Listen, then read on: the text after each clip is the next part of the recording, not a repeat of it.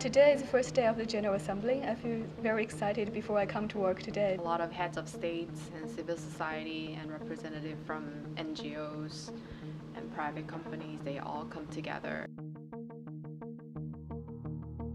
We're just ushering all the press, the photographers and the videographers into the Security Council room. So every country from the 15 countries allowed one photographer and one videographer. How you doing, Carlos? Nice to meet you. I've seen you around. Oh, so I'm here to help the radio section to film the delegates, and they're gonna come to the radio station and do interview with the people here. I'm helping the MALU, Media Accreditation Liaison Unit today.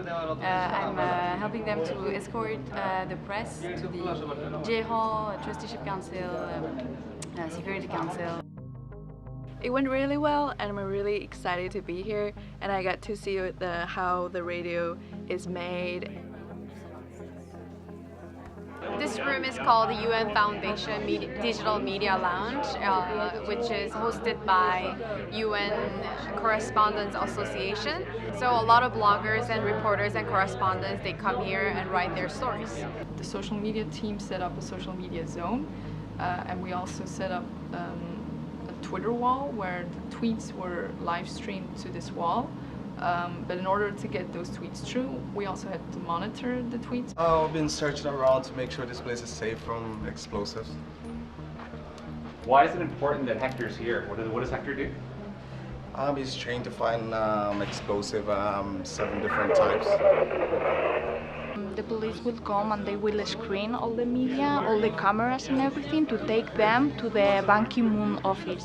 I mean, there's never really a break here. There's not kind of an allotted break because everyone's coming into the doors all the time. Press are always wanting to be escorted somewhere, sometimes where they're not supposed to go, and that's what we're here to kind of delineate between. Well, right now these journalists are heading over to a photo opportunity at a delegates luncheon here at the United Nations. So they're getting ready to go and sit with all the head of states that will be eating, and they're going to be snapping photos for their respective countries. Yesterday I managed to somehow within the same hour run into both the President of France and Leonardo DiCaprio. I got to see Leonardo DiCaprio. Leonardo DiCaprio. Who are you more excited to see?